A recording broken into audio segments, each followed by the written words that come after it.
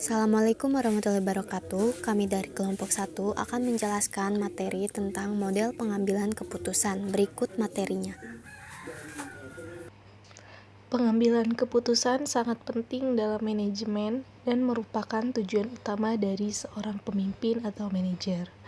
Pengambilan keputusan atau decision making diproses oleh pengambilan keputusan atau decision maker yang hasilnya adalah berupa keputusan atau decision.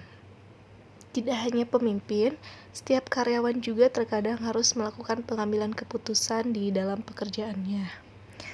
Masalahnya, membuat keputusan tidak selalu mudah untuk dilakukan, terutama bila kamu dihadapkan pada situasi yang kompleks dan waktu yang mendesak. Pengertian model pengambilan keputusan. Model adalah percontohan yang mengandung unsur yang bersifat penyederhanaan untuk dapat ditiru jika perlu. Pengambilan keputusan itu sendiri merupakan suatu proses berurutan yang memerlukan penggunaan model secara cepat dan benar. Pentingnya model dalam suatu pengambilan keputusan antara lain sebagai berikut. Yang pertama, untuk memperjelas secara eksplisit mengenai hubungan signifikan di antara unsur-unsur itu. Yang kedua, untuk merumuskan hipotesis mengenai hakikat hubungan-hubungan antar variabel. Hubungan ini biasanya dinyatakan dalam bentuk matematika. Yang ketiga, untuk memberikan pengelolaan terhadap pengambilan keputusan. B. Model-model pengambilan keputusan.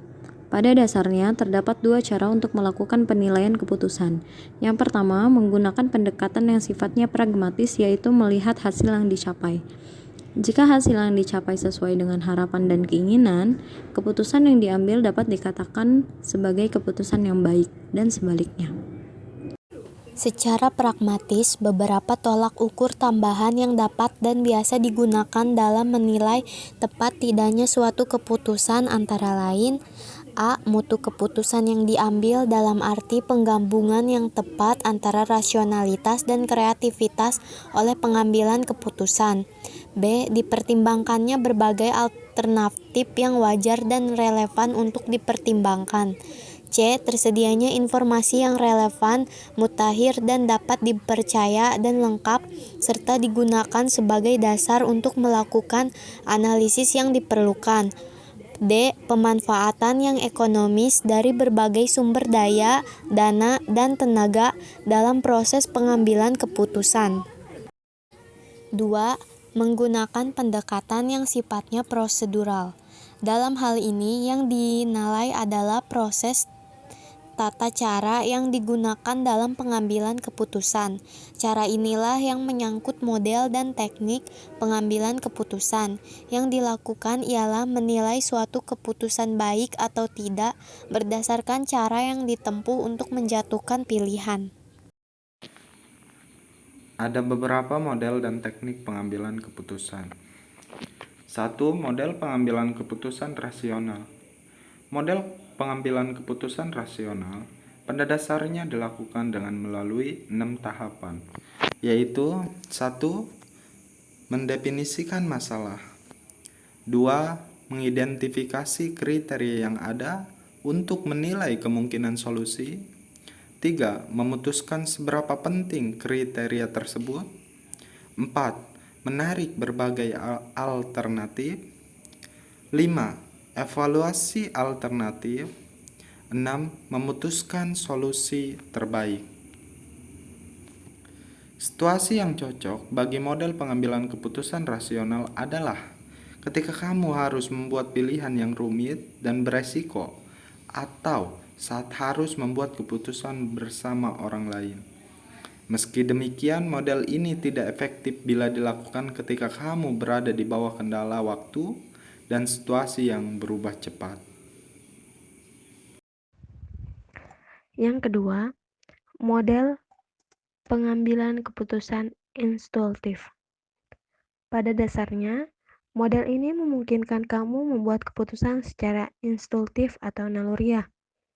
Ini berarti kamu dapat melakukan pengambilan keputusan secara instan. Ini terjadi Karena otak kamu sebenarnya melakukan pengenalan pola dengan cepat ketika meninjau semua yang telah kamu pelajari dari situasi serupa yang sebelumnya pernah dihadapi, untuk membantu kamu membuat keputusan dalam situasi saat ini. Model pengambilan keputusan ini memberikan hasil yang baik ketika kamu melakukannya saat berhadapan dengan masalah di bidang yang sesuai dengan keahlian atau pengalamanmu. Ini sebabnya model ini kurang efektif dan efisien ketika dihadapkan pada situasi atau masalah yang baru, karena kamu belum memiliki cukup pengalaman untuk melihat pada masalah yang ada. Yang ketiga, model pengambilan keputusan berdasar pengenalan. Model ini menggabungkan penilaian kontekstual dan evaluasi untuk menghasilkan reaksi terbaik terhadap suatu masalah. Secara sederhana, proses pengambilan keputusan dengan model ini dilakukan dengan melihat isyarat dan indikator yang memungkinkan kamu mengenali pada masalah yang ada. Berdasarkan pola ini, kamu pun harus mengambil keputusan dengan memilih satu tindakan yang dianggap akan berhasil. Caranya adalah melakukan simulasi mental dengan membayangkan skenario penyelesaian masalah tersebut dan membandingkannya dengan pengetahuan yang dimiliki untuk melihat apakah solusi itu berhasil dijalankan atau tidak. Oke, baik, di sini saya akan melanjutkan poin yang keempat, yaitu model pengambilan keputusan Tudor. Nah, beberapa orang mungkin bisa melakukan pengambilan keputusan dengan tenang di situasi penuh tekanan. Namun, tidak jarang kamu atau orang lain merasa mendadak buntu hingga akhirnya cenderung mengambil keputusan dengan secara terburu-buru. Agar hal ini tidak terjadi, kamu bisa mencoba model pengambilan keputusan Tudor. Nah, model pengambilan keputusan ini dapat membantu kamu tetap tenang saat mengambil keputusan tanpa terburu-buru dan panik di situasi darurat dan tidak pasti. Nah, Tudor sebenarnya populer digunakan di industri penerbangan untuk membantu pilot memecahkan masalah di tengah penerbangan. Namun, kamu bisa menerapkannya pada berbagai situasi lain di pekerjaan.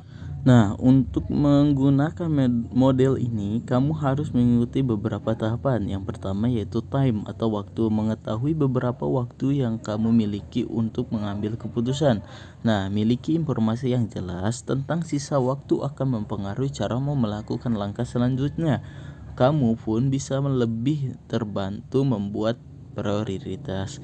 Nah, yang kedua yaitu diagnosis. Cari tahu masalah dan penyebabnya. Kumpulkan orang-orang yang dapat membantu. Kumpulkan juga data yang dibutuhkan atau tools yang menunjang. Setelah itu, gunakan teknik 5W atau sebab akibat untuk mengetahui akar masalah. Diagnosis menyeluruh penting agar kamu dapat menghindari bias konfirmasi saat membuat keputusan. Option. Setelah mengetahui penyebab masalah dan sifatnya, pikirkan opsi apa yang terbuka bagi kamu dengan terstruktur. Pertimbangkan sebanyak mungkin opsi, lakukan brainstorming bila butuh. Dedich. Pertimbangkan masing-masing opsi. Pilih yang terbaik dan masuk akal lalu sepakati untuk melanjutkannya. Dalam situasi penuh tekanan, kamu dapat berkonsultasi pada orang lain untuk menghindari resiko terlalu percaya diri atau terlalu terburu-buru. Art or say, terapkan keputusan itu, perinci menjadi tugas dan delegasikan pada orang yang paling memenuhi syarat untuk melakukannya. Misalnya, siapa yang akan memimpin proyek perbaikan tersebut? Siapa yang bisa menangani siaran press? Siapa yang bisa memotivasi orang? Review. Kamu perlu menilai kembali semuanya untuk melihat apakah sudah sesuai dengan rencana dan hasil yang kamu butuhkan atau harapkan. Jika sudah, maka keputusan yang telah kamu buat dan implementasikan telah menyelesaikan masalah yang ada. Jika masalah masih belum diperbaiki atau semakin buruk, jelaskan siklus Tudor yang lain dengan mempertimbangkan opsi yang tadinya kamu buang. 5. Model pengambilan keputusan De Kepner-Trigo. Model ini didasarkan pada premis bahwa tujuan akhir dari pengambilan keputusan apapun adalah untuk membuat pilihan sebaik mungkin dengan mengevaluasi dan mengurangi resiko yang ada. Ada 4 langkah dasar di dalam penerapan model ini, yaitu yang pertama, penilaian situasi, yaitu mengidentifikasi masalah dan menguraikan prioritas. Yang kedua, analisis masalah, yaitu menggambarkan masalah dengan mengidentifikasi dan mengevaluasi penyebab. Yang ketiga, analisis keputusan, yaitu mengidentifikasi dan mengevaluasi alternatif dengan melakukan analisis resiko untuk masing-masing alternatif dan kemudian membuat putusan akhir. Yang terakhir, analisis masalah potensial, yaitu mengevaluasi keputusan akhir untuk menilai kemungkinan resiko dan tindakan pencegahan yang diperlukan untuk meminimalkan resiko itu.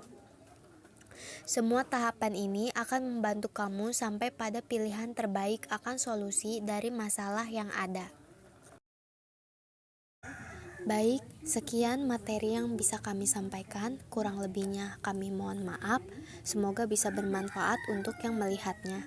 Wassalamualaikum warahmatullahi wabarakatuh.